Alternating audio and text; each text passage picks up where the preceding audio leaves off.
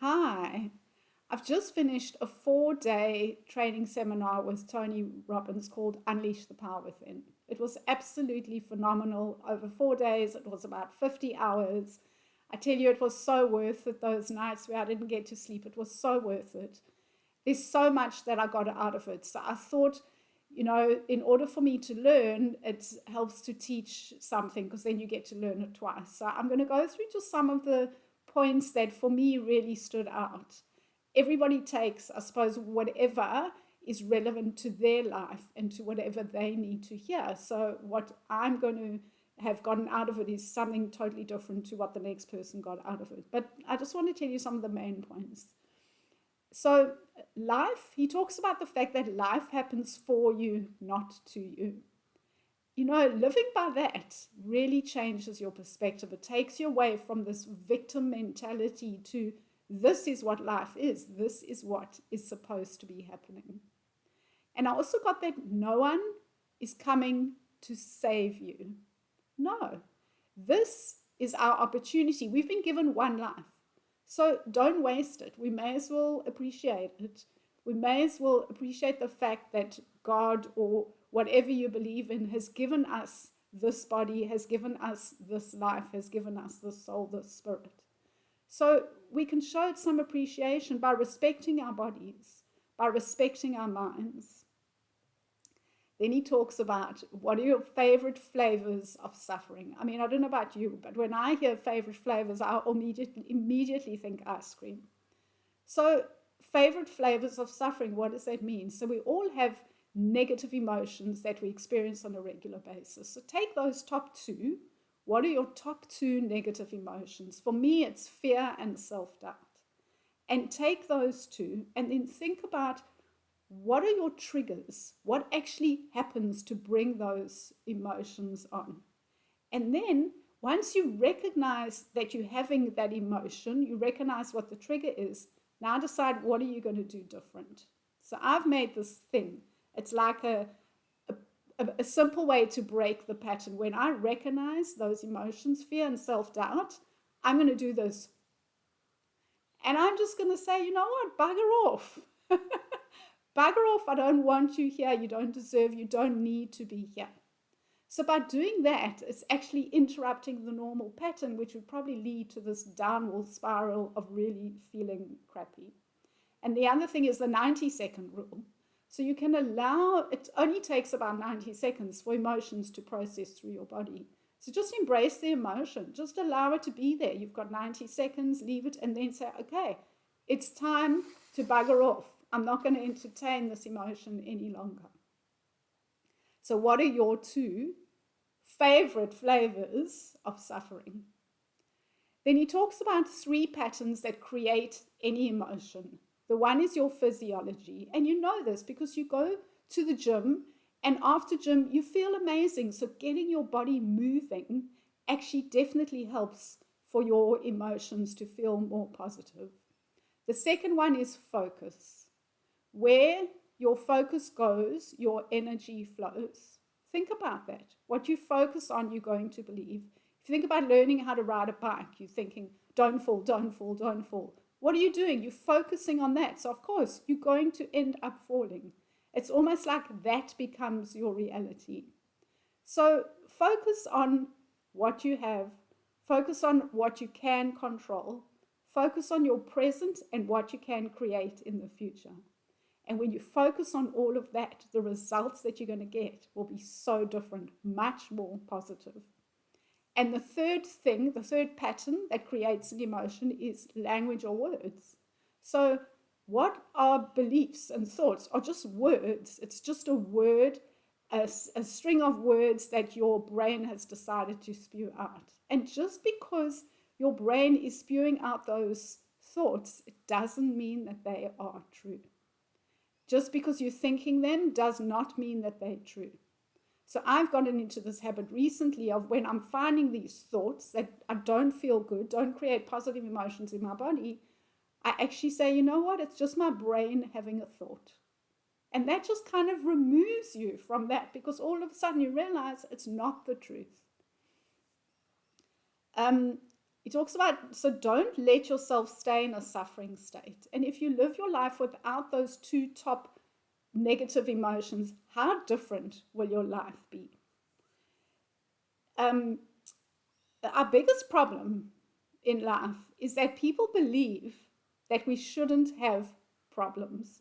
You know, the only people that don't have problems are those that are lying in cemeteries, because problems are part of life.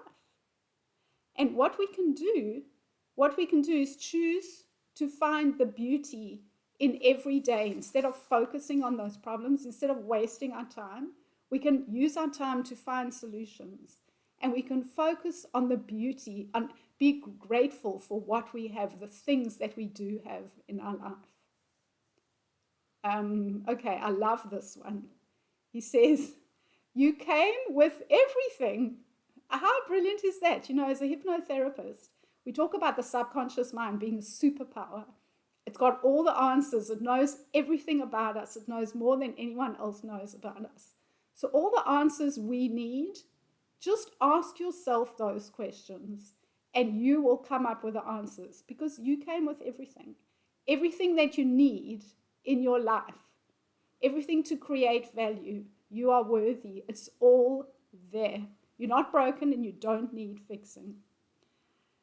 We focused a lot on beliefs and values, and there are two types of beliefs. The one is a global belief.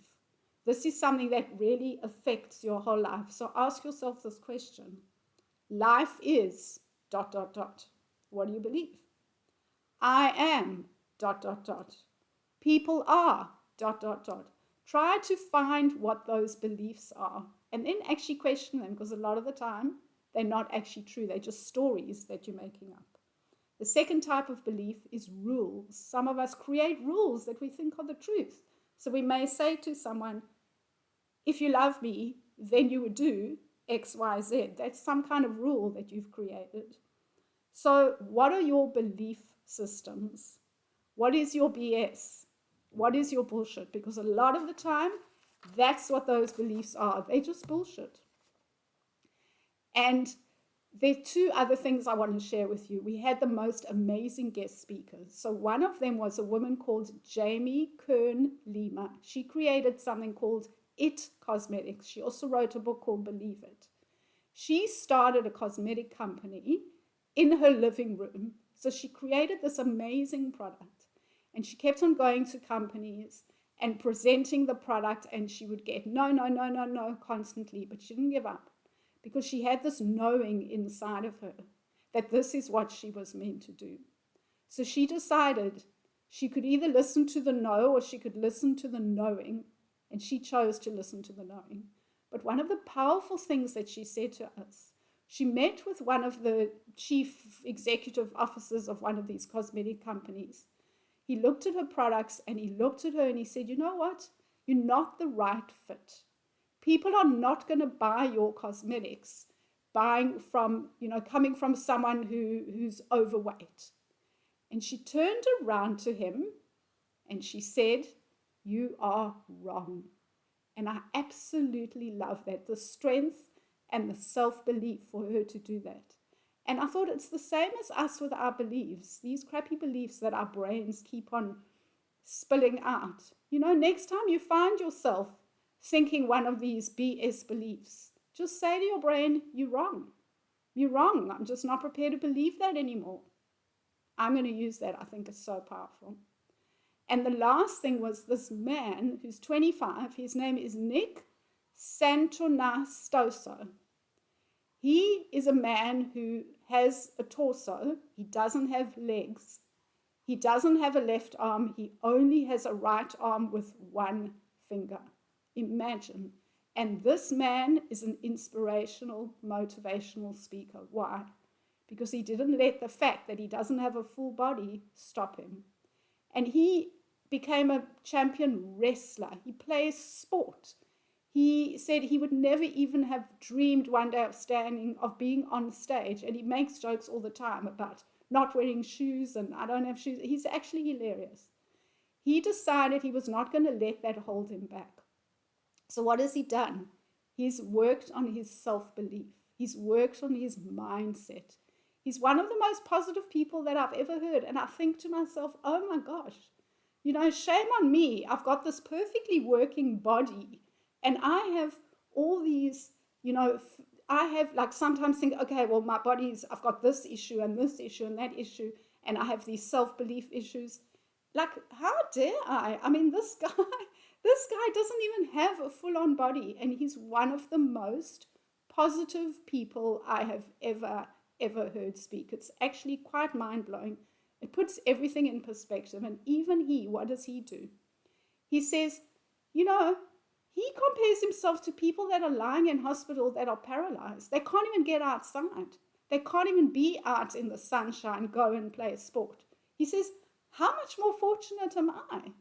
So to have that kind of attitude, honestly, this is our life. Like, we've been given one life, one opportunity.